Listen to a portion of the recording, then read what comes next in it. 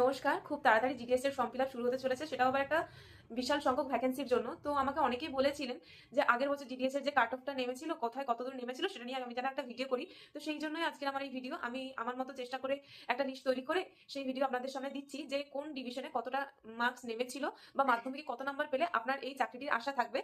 সুতরাং বাকি ভিডিওটা আপনাদের জন্য। জিডিএস কাট অফ 2025, আমাকে অনেকে জিজ্ঞাসা করেছিলেন 2025-এ জিডিএস কাট অফ কি গেছিল।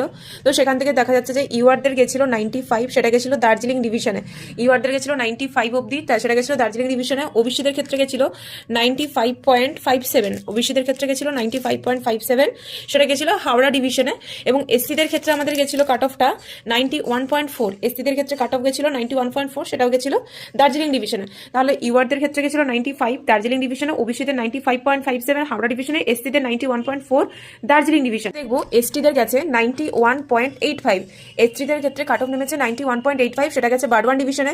ইডাব্লিউএসদের ক্ষেত্রে গেছে কাট অফ 94.85, সেটা আবার জলপাইগুড়ি ডিভিশনে, মানে নর্থ সাইডে হয়ে যাচ্ছে আমাদের। আর পিডাব্লিউডি সি এর ক্ষেত্রে আমাদের কাট অফ অনেকটা নেমেছে, সেটা হচ্ছে 86.85, যেটা যাচ্ছে আন্দামানের দিকে। সুতরাং এই হচ্ছে আমাদের কাট অফের লিস্ট। এরপরে আপনারা সেই বুঝে অ্যাপ্লাই করে ফেলুন।